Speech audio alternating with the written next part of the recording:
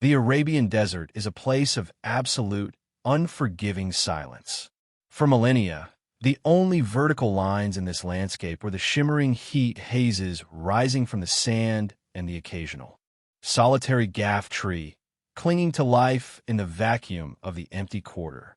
It is a landscape that demands humility. It is a landscape that has historically killed anything that tried to dominate it. But if you stand on the Sheikh Zayed Road today, the silence is gone.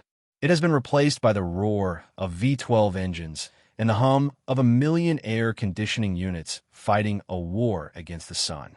And rising out of this synthetic oasis is a structure that defies not just gravity, but logic itself. The Burj Khalifa.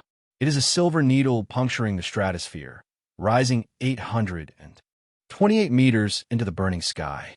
To understand the scale, you must break it down. It is 3 times the height of the Eiffel Tower. It is twice the height of the Empire State Building. It is so tall that the sun sets 2 minutes later at the top than it does at the bottom. It is so tall that if you were to jump from the spire, you would fall for nearly 2 minutes before hitting the ground. It is the ultimate symbol of Dubai. In the marketing brochures and the glossy travel vlogs, it is presented as a beacon of human achievement, a testament to the visionary leadership that transformed a dusty, purling village into the city of gold. It is the center of the world, the axis around which the new global economy spins. It is the monolith that screams to the world, "We have arrived." But there is a different story hidden in the shadows of this chrome monolith. It is a story that you won't find in the guidebooks. If you look closely at the glass, you aren't seeing a triumph of engineering. You are looking at a crime scene of financial mismanagement. For years, this shimmering obelisk, the most advanced building in human history, hid a dirty secret. It wasn't connected to a municipal sewage system. Every night, under the cover of darkness, a fleet of orange trucks would line up at the base of the tower, tasked with manually carting away the waste of the glitterati. It is the perfect metaphor for the Burj Khalifa, a glittering, futuristic facade hiding a messy, dysfunctional, and financially catastrophic reality. This building was designed to be the crown jewel of the Middle East. Instead, for much of its early life, it was a ghost tower, a vertical city where the lights were on, but nobody was home. A place where sold-out signs masked a reality of mass defaults, bankruptcy, and despair. We are looking at a project that was birthed in a bubble constructed on the backs of indentured labor, and saved from total insolvency only by a humiliating multi-billion-dollar bailout that cost Dubai its very identity. This is not a story of success. It is the story of the skyscraper curse. It is a lesson in what happens when a nation confuses a skyline with a bottom line. Today on Built on Money, we're not just looking up, we are digging down. We are peeling back the curtain wall to expose the tragic economics of the Burj Khalifa, to understand why a small desert emirate would burn billions of dollars to build a tower to the heavens. We have to go back to the beginning. We have to understand the existential dread that drives Dubai. In the popular imagination, Dubai is often lumped in with the rest of the Gulf states, a land floating on an infinite ocean of oil. But that is a myth. Unlike its neighbor to the south, Abu Dhabi, which sits on 9% of the world's proven oil reserves, Dubai's oil wealth is tiny. It was discovered late in the 1960s, and the geological surveys were grim. In the 1990s, the ruling family, the Al Maktums, looked at the data and saw a terrifying timeline. The oil was running out. By 2010 or 2020, the wells would be dry. They faced a binary choice: return to being a sleepy trading post, irrelevant on the world stage, or invent a new economy from scratch. Sheikh Mohammed bin Rashid Al Maktoum chose the latter. He decided to turn Dubai into a corporation. The business model was Dubai Incorporated. The strategy was to become the Singapore of the Middle East, a hub for tourism, finance, logistics, and luxury real estate. But how do you convince the world's bankers and tourists to come to a tiny strip of sand with unbearable humidity and no history? You have to manufacture relevance. You have to build miracles. You have to create a spectacle so loud that the rest of the world has no choice but to look at you. This brings us to the economics of the loss leader. In retail, a loss leader is a product sold below cost to attract customers in the hope that they will buy other profitable goods. A supermarket might sell milk at a loss to get you in the door, knowing you'll buy bread and eggs at a markup. The Burj Khalifa is the world's largest bottle of milk. Emaar Properties, the state-backed developer, knew from day one that the tower itself would be a financial black hole. The physics of super-tall skyscrapers are economically brutal. Once a building exceeds 300 meters, the parasitic costs explode. You need more elevators, which eat up floor space. You need massive structural cores to stop the building from falling over, which also eat up floor space. You need water pumps capable of pushing liquid a kilometer into the sky. A 106th Y-story building costs exponentially more than two 80-story buildings, but it generates less usable revenue per square foot. It is mathematically a bad investment. The higher you build, the more money you lose on every square meter. It is a graph of diminishing returns that eventually falls off a cliff. But Emaar wasn't just building a tower. They were building a neighborhood. Downtown Dubai. This was a 500-acre patch of empty desert. By placing the world's tallest building in the center, they created a premium radius. Suddenly, every plot of land within sight of the Burj skyrocketed in value. The Dubai Mall, which is the world's largest mall. The Souk Al-Bahar. The Address Hotel. The thousands of mid-rise apartment blocks surrounding the tower. Emaar could charge a 300% premium for these properties simply because they had a view of the spire. They weren't selling the Burj.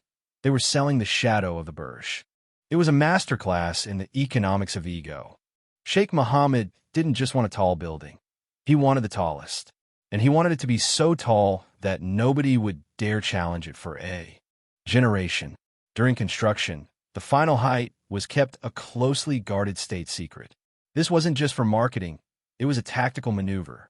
If another nation, say Saudi Arabia or China, announced a tower of 700 meters, Dubai could instruct the engineers to add a steel spire to the top of the Burj to beat them. The vision was intoxicating. It was fueled by cheap money.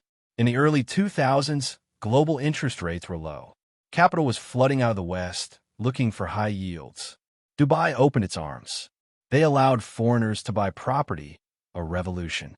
In the Gulf, suddenly, British dentists, Russian oligarchs, and Indian tycoons were flying into Dubai, checkbooks in hand. They weren't buying homes to live in. They were buying off-plan contracts. They would put down 10%, wait for the press release about the tower, and then flip the paper contract to someone else for a 30% profit. It was a frenzy. It was a casino. And standing in the middle of the casino floor was the Burj, the ultimate jackpot. Emaar was selling the dream of a new Babylon. But in their rush to reach the stars, they forgot to check the foundation. The entire economy of Dubai was becoming a derivative of the real estate market, leveraged to the hilt, and exposed to the slightest shift in the global winds. Before we see how this dream turned into a nightmare, make sure you're subscribed to Built on Money to uncover more hidden economic histories. The construction of the Burj Khalifa is often told as a story of triumph, of mankind conquering nature. And yes, the engineering is miraculous. The contract was awarded in 2004 to a consortium led by Samsung C&T from South Korea. The challenges were sci-fi level. The wind at 800 meters screams. It doesn't just blow, it attacks. To prevent the tower from swaying so much that it would make residents seasick, the architect Adrian Smith designed a buttress core, a tripod shape that confuses the wind, breaking up the vortices that would typically tear a building apart.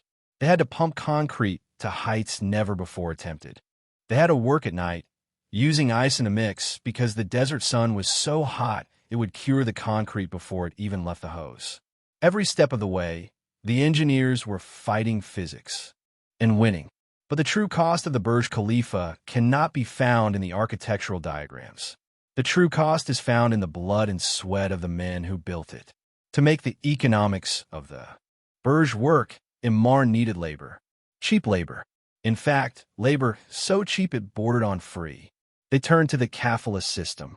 This system allowed companies to import vast armies of migrant workers from South Asia, India, Pakistan, Bangladesh, Nepal. These men were recruited in their home villages with promises of high wages and a better life. They were told stories of gold-paved streets and air-conditioned luxury. To get there, many took out loans from local loan sharks to pay the recruitment fees, putting their family land up as collateral. But the reality that awaited them in Dubai was dystopian. Upon arrival, many had their passports confiscated by their employers, a practice that is illegal under international law, but was widespread in the Emirates at the time. This effectively trapped them in the UAE. They were not free agents, they were bonded assets. They were bussed out to labor camps in the desert, places like Sonapur, which ironically translates to City of Gold. In Sonapur, the conditions were squalid. 10 to 12 men sleeping in a single room on metal bunk beds. Overflowing sewage. No air conditioning and temperatures reaching 50 degrees Celsius. And the pay? Investigative reports from the time revealed that skilled carpenters were earning as little as $7 a day. General laborers were earning $4 a day. Let that sink in. The men risking their lives at 800 meters, hanging off the side of the world's most expensive building, were earning less in a day than the price of a cup of coffee in the hotel lobby below. This extreme inequality is the hidden subsidy of the Burj Khalifa. The building cost $1.5 billion to construct. In New York or London, with unionized labor, insurance, and strict safety regulations, it would have cost $5 billion or more. The Burj is a monument to wealth, built on a foundation of poverty. But you cannot oppress an army forever, without consequences. In March 2006, the pressure cooker exploded. It started at the end of a shift. Buses were delayed. The workers, exhausted, hungry, and humiliated, snapped. Thousands of workers at the Burj Khalifa site rioted. They stormed the construction offices. They smashed cars. They destroyed computers and files. They chased the security guards away. For a brief moment, the curtain fell. The rioters caused an estimated $1 million in damage, but the reputational damage was far worse. It showed the world that the Dubai dream was fragile. The authorities cracked down hard. Deportations followed. But the 2006 riots remain a scar on the history of the tower. It was a warning sign that the social contract was broken. And then there were the logistical nightmares that drove the costs up. The facade of the building consists of 26,000 hand-cut glass panels. The aluminum used weighs as much as 5 A380 aircraft. As the building rose, the vertical logistics became a crisis. It took workers hours just to commute from the ground to the active floor. By 2008, the Burj was nearing completion. It stood as a gray skeleton against the blue sky, a symbol of defiance. But down on the ground, the financial tectonic plates were shifting. The global economy was beginning to rot from the inside out. In New York, a bank called Lehman Brothers was teetering, and the shockwave was heading straight for Dubai. The timing could not have been worse. The Burj Khalifa was designed during a boom, built during a bubble, and was scheduled to open right into the teeth of the greatest financial collapse since the Great Depression. The country garden speed, that rapid, frantic pace of construction, was about to hit the brick wall of reality. The loans were coming due. The off-plan buyers who had driven the prices up were now defaulting in droves. And Emmar, the giant behind the curtain, was starting to wobble. This leads us to the question of who actually paid for this. Was it the investors? Was it the bank? Or was it the future of Dubai itself? Would you have invested in this? Would you have bought a pre-construction contract, believing the hype? Or would you have seen the human cost and the bubble forming? Let us know in the comments. The crash of 2008 did not just hit Dubai, it evaporated it. To understand why, we have to look at the leverage. Dubai Incorporated was built almost entirely on debt. The government-linked entities, Dubai World, Emmar, Nakheel, had borrowed tens of billions of dollars from international banks to fund their megaprojects. They were borrowing short-term cash to fund long-term infrastructure. It is the cardinal sin of finance. When the global credit crunch hit, the taps turned off. The banks in London and New York wanted their money back. But Dubai didn't have the money. It was all poured into concrete. The real estate bubble popped with the force of a nuclear detonation. In 2008 and 2009, property values in Dubai plummeted by 50 to 60%. Projects were canceled. Cranes stopped moving. The Sheikh Zayed Road, once a highway of progress, became a graveyard of abandoned dreams. But the Burj Khalifa was different. It was too far along to stop. It was too symbolic to fail. Emaar had to finish it. But who was going to live there? This brings us to the vacancy crisis. The Burj Khalifa has 900 luxury residences. Most of these had been sold off-plan years earlier. But as the completion date approached, the buyers vanished.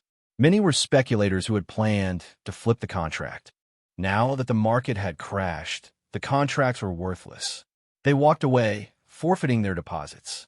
Emaar was left holding hundreds of empty apartments.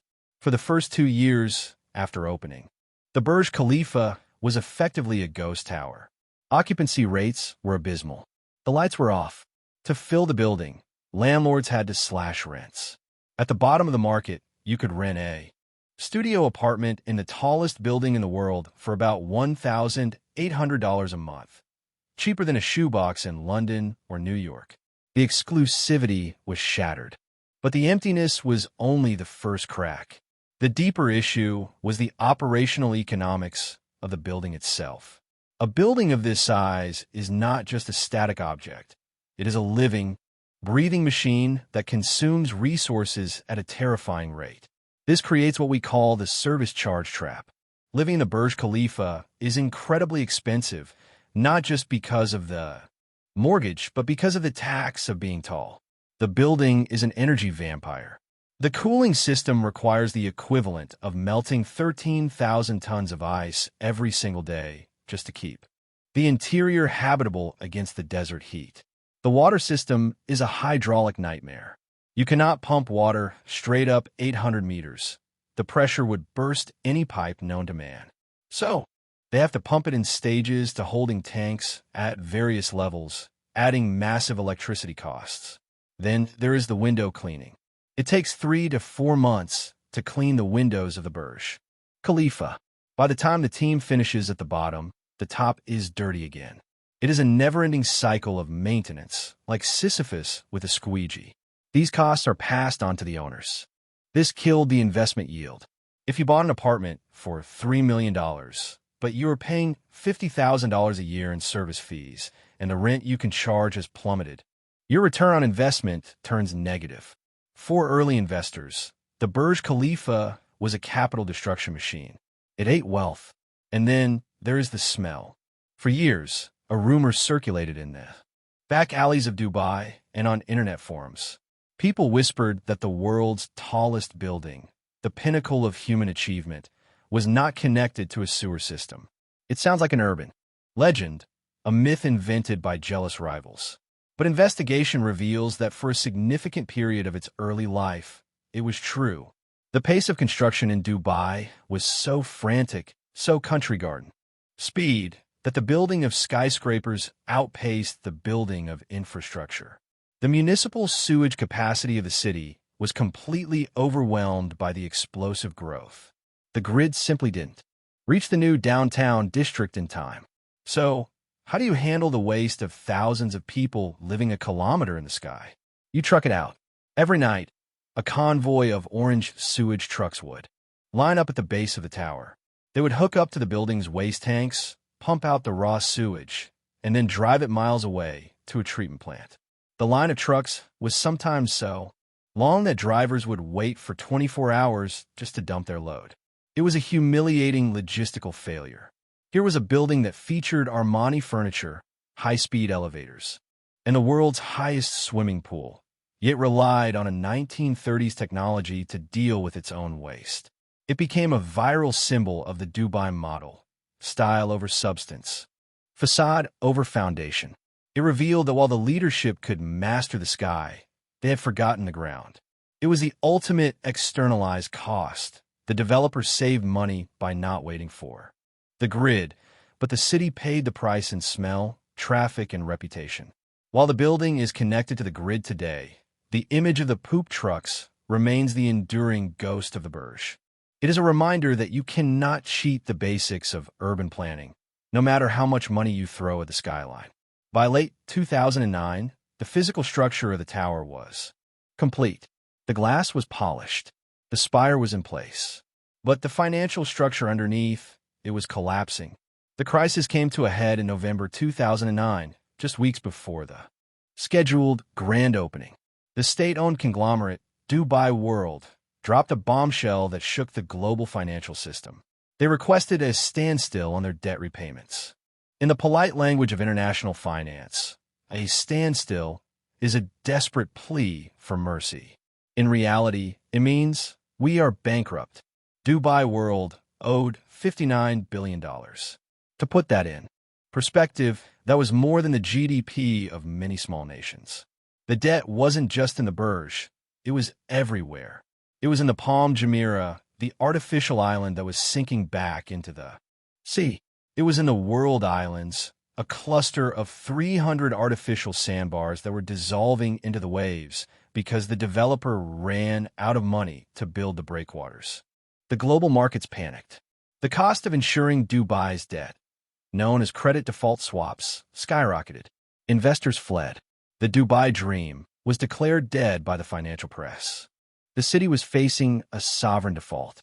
If Dubai defaulted, it would be a catastrophic humiliation for the Maktoum family. It would mean that their entire experiment, the Dubai Incorporated model, was a fraud. It would shatter confidence in the entire Middle East. The sheikh had no good options. He could default and face decades of lawsuits and pariah status. Or he could do the one thing he desperately wanted to avoid. He could pick up the phone and call his neighbor, Abu Dhabi. To understand the pain of this call, you have to understand the sibling rivalry between the two emirates. Abu Dhabi is the older, richer, more conservative brother. They sit on the oil. They're the capital of the UAE. For decades, they had looked at Dubai's flashy, debt-fueled party with suspicion. They viewed Dubai as reckless, a Las Vegas in the desert that had lost its moral compass. But Abu Dhabi also knew the geopolitics. If Dubai collapsed, it would drag the entire currency union down. With it, it would destabilize the federation. They had to save their brother, not out of love, but out of necessity. So, on the weekend of the opening ceremony, a deal was struck in the dark. A caravan of black Mercedes drove between the capitals. Negotiations were tense. Abu Dhabi agreed to bail out Dubai with a $10 billion injection of cash to cover the immediate bonds that were coming due. It was a lifeline. It saved the city from immediate ruin. But money in the desert is never free. There was a price, and the price would be extracted in the most public, most humiliating way possible. The date was set, January 4th, 2010, the opening ceremony of the world's tallest building. For 6 years, the world had known this project as the Burj Dubai. Burj simply means tower. Tower of Dubai. It was the namesake of the city. It was the physical embodiment of Sheikh Mohammed's brand. Merchandise had been printed. Signs had been erected. The metro station was named. The world was ready to welcome the Burj Dubai. The ceremony was spectacular. 10,000 fireworks were rigged to the spine of the tower. Parachutists jumped from the sky. The entire world was watching. Sheikh Mohammed stood at the podium to inaugurate the building. He looked out at the crowd, at the foreign dignitaries, at the cameras beaming the image to billions of people. He spoke about legacy. He spoke about courage. History defines people, he said, and today we define history. And then he dropped the hammer. He announced that the tower would not be called Burj Dubai. He declared that, from this moment on, it would be known as the Burj Khalifa. A ripple of shock went through the VIP section. The journalists scrambled. The TV commentators were confused. Khalifa? Why Khalifa? Because Khalifa is the name of the Sheikh of Abu Dhabi, Sheikh Khalifa bin Zayed Al Nahyan. The man who signed the check. It was a branding of ownership. It was a territorial marking. Imagine if the Empire State Building was renamed the London Tower because the UK bailed out the US government. It was a permanent 800-meter tall reminder that Dubai did not own its own skyline. It belonged to the creditors. Every time a tourist posts a selfie with the hashtag Burj Khalifa, they are unknowingly broadcasting Dubai's financial surrender. Every time a postcard is sold, it pays homage to the bailout. The name change was not a gesture of respect. It was a receipt. The aftermath of this collapse reshaped the city. The Dubai Incorporated model was broken. The days of unbridled speculation were over. The city entered a long, painful hangover. Property prices stagnated for a decade. The Burj effect had forced every other developer to compete, leading to a massive oversupply of luxury apartments that the city couldn't fill. The tower itself became a symbol of the skyscraper index, a theory proposed by economist Andrew Lawrence. The theory suggests a spooky correlation. The completion of the world's tallest buildings almost always coincides with the onset of a major economic crisis. The Empire State Building opened into the Great Depression. The Petronas Towers in Malaysia opened right before the Asian financial crisis. And the Burj Khalifa topped out right as the global financial crisis evaporated the world's wealth. It seems that when a society has enough cheap capital and hubris to build a kilometer into the sky, it is a sign that the economy has overheated and is about to explode. The skyscraper is not a sign of the boom. It is the tombstone of the boom. The human cost of this collapse was largely silent.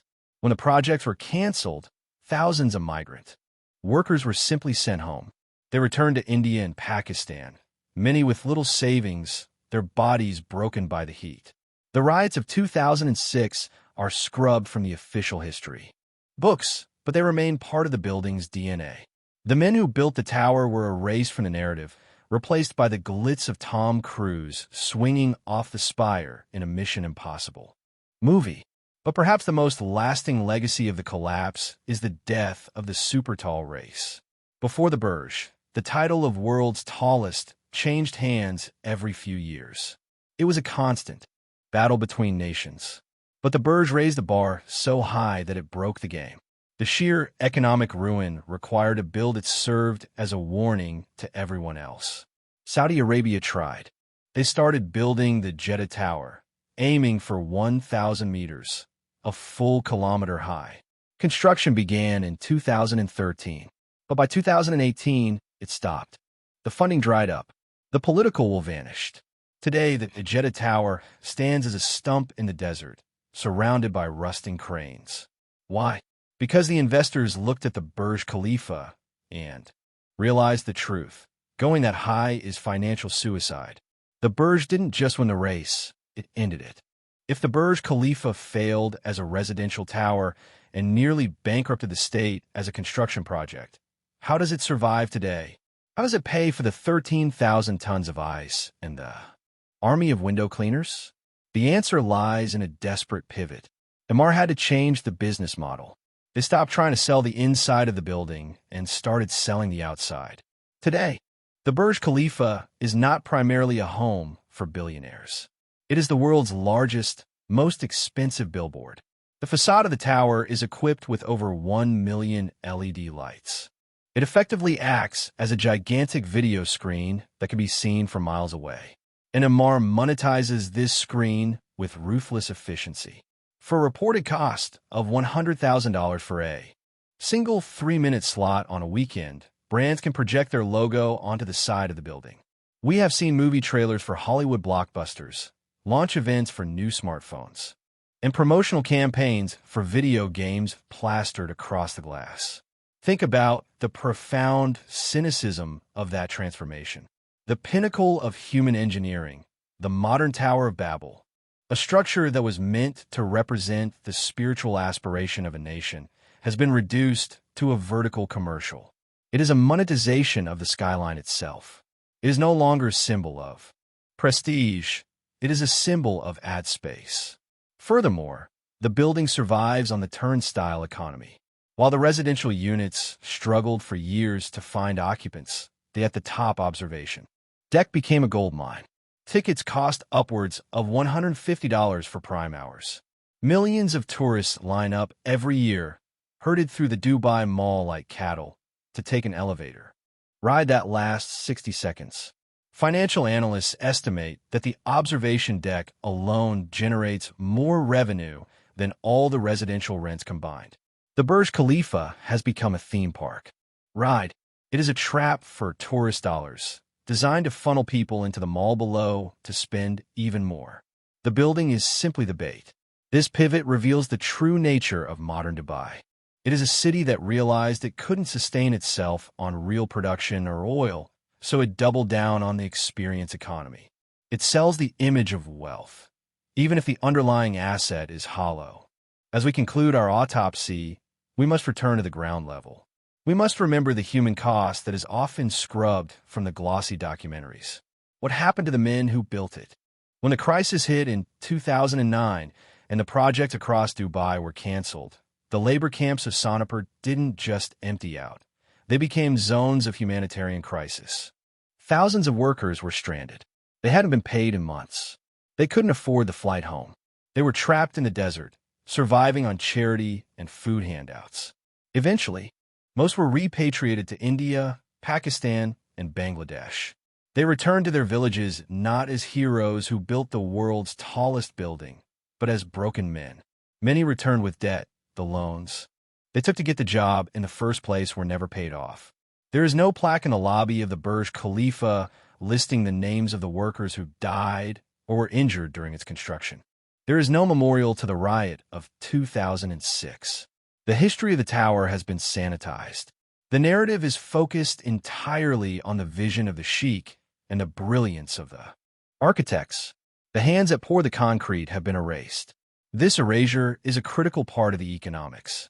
If the true cost of labor, fair wages, insurance, healthcare, freedom of movement had been factored into the balance sheet, the Burj Khalifa would never have been built.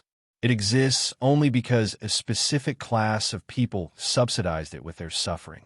It is a monument to inequality, casting a long shadow over a region where the gap between the rulers and the ruled is the widest on earth. As we stand at the bottom and look up one last time, what do we see? The Burj Khalifa is undeniably beautiful. When the sun sets and the light hits the curved glass, reflecting the orange hues of the desert dust, it looks like a shard of pure future. It is awe-inspiring. It forces you to tilt your head back and wonder at the audacity of the human species. But beauty is expensive, and in economics, someone always pays the bill. The Burj Khalifa is a monument to a specific moment in human history. It represents the peak of the petrodollar era, the height of unbridled globalization, and the apex of the debt-fueled real estate bubble. It is the Ozymandias of the Middle East. In Percy Bysshe Shelley's famous poem, a traveler finds a shattered statue in the desert with the inscription, "Look on my works, ye mighty, and despair." But around the statue, there is nothing but boundless and bare sand. The Burj Khalifa stands today, but the dream that birthed it, the dream of Dubai as an untouchable economic superpower, was shattered in 2009. The tower stands not because it made a profit, but because it was too humiliating to let it fall. It was saved by a bailout, renamed by a creditor, and sustains itself by selling ad space on its skin. It is a syringe that injected adrenaline into the heart of Dubai, reviving it from obscurity and putting it on the map. In that sense, as a marketing tool, it was a spectacular success. It bought Dubai relevance. It made the city a household name. But as a financial asset, it is a disaster. It is a cautionary tale about the dangers of unchecked speculation and the hubris of believing we can conquer the sky with debt. It tells us that ego is a powerful economic driver, but a terrible risk manager. It tells us that too big to fail applies to buildings as well as banks. The fishermen of the old Dubai Creek used to navigate by the stars. Today, they navigate by the blinking red light atop the Burj. The world has changed. The silence of the desert is gone. replaced by the wind howling around the spire of a lonely giant. The Burj Khalifa will likely hold the title of world's tallest for decades to come. Not because we can't build higher, but because we finally learned that we shouldn't. The economics simply do not work. It stands as the last of its kind, a lonely sentinel guarding the memory of a time when we thought money was infinite and gravity was just a suggestion. This is built on money. We expose the cost of the world's most expensive mistakes. If you learned something from this autopsy, subscribe to the channel. We have more stories of financial ruin coming soon.